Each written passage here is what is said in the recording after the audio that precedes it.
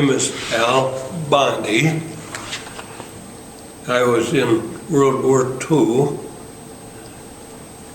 and my job in the Marine Corps was flying Corsair fighter planes. Were you drafted or did you enlist in the war? I enlisted, I was 19. My father had died. I lived in western Kansas, and my father had died when I was 14, and so my mother became a teacher, and I went to 3 years of college at Fort Hays, Kansas State, and it was after the third year, and that was the year after the Japanese had bombed Pearl Harbor. I was driving with another fellow, and he said, I think I'd like to enlist in the Navy Air Corps called the V5 program.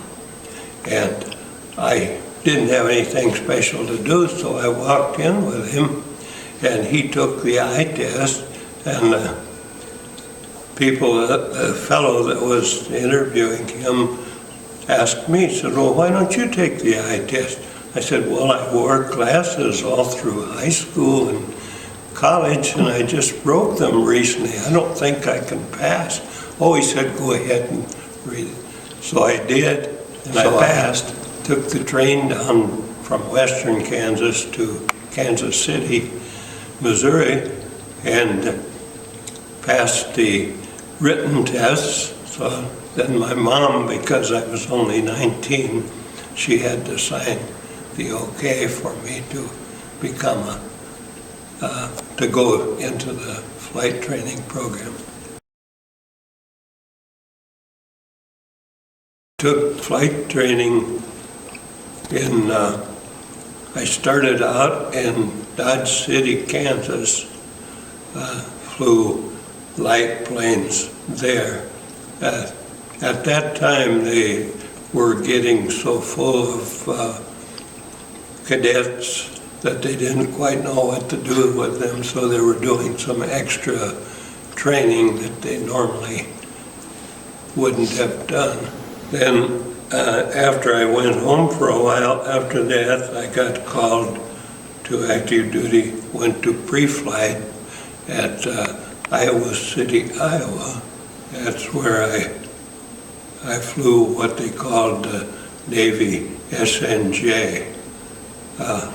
Was another two-seater airplane that I was able to pass after I had flown with the instructor for a few hours. Then I flew solo. And I graduated in March of 1944. And they sent me to a small place near Jacksonville, Florida, called Green Cove Springs. And that's where I learned to fly the Corsair. Now this is the first plane that I had to fly alone. There was no place for another pilot. Wow. And it was a big plane, had 2,000 horsepower.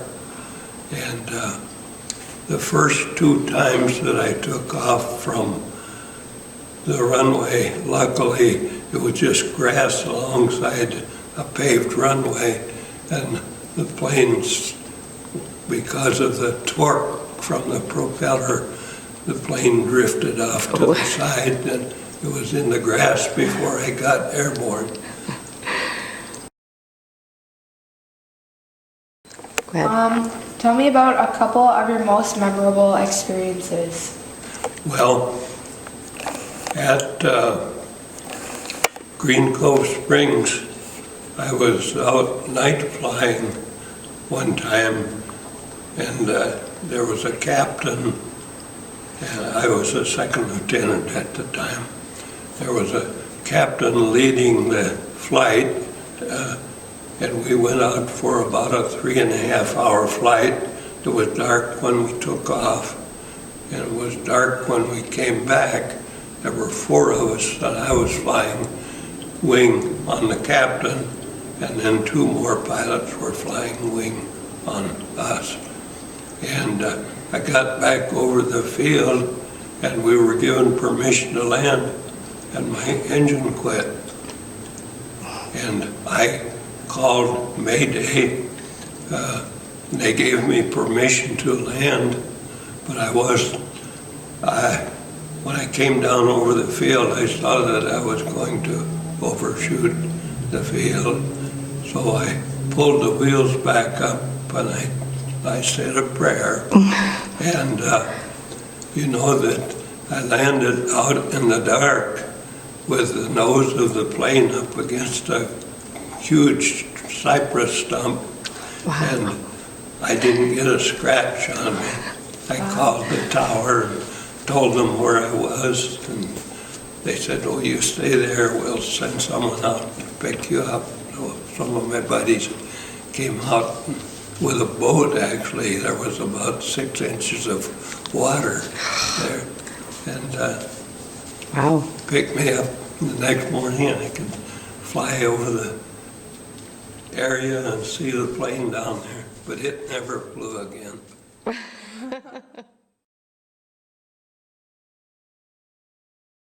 This one time, a buddy and I were flying, and we stopped in a small town called Madera, California, which is not too far from Fresno.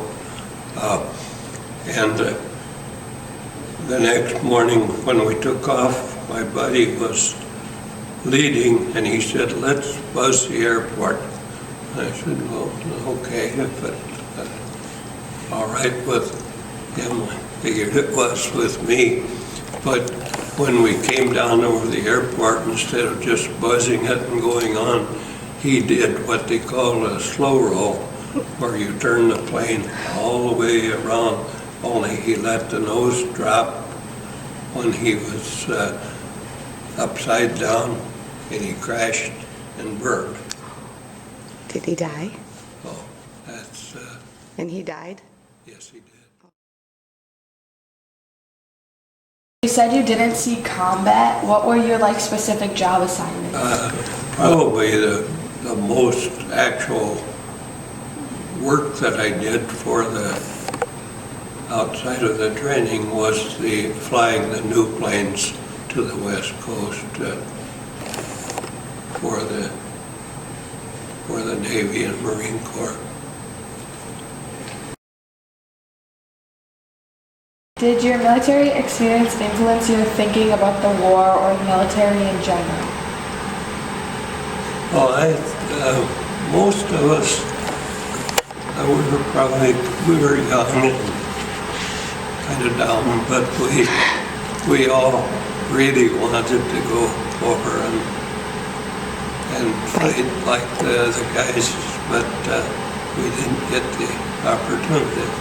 And my buddies that went to Korea, they did fly off of a carrier, and there were about 40 of them in the squadron, and one was killed out of the 40.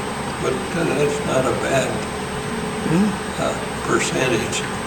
But I stayed home after I got married, then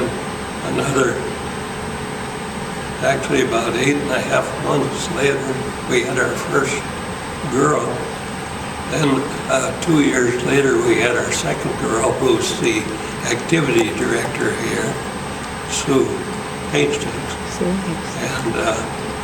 And 57, we had a boy who became a Navy flight surgeon. Oh, wow. For 23 years.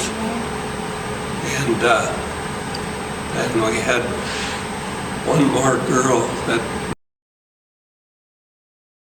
here, and I found there's a place where my son Ripped it. helped take care of it. And that's your logbook? That's my logbook. Let's see. This would be, I was flying an F-6F, which they call a Hellcat,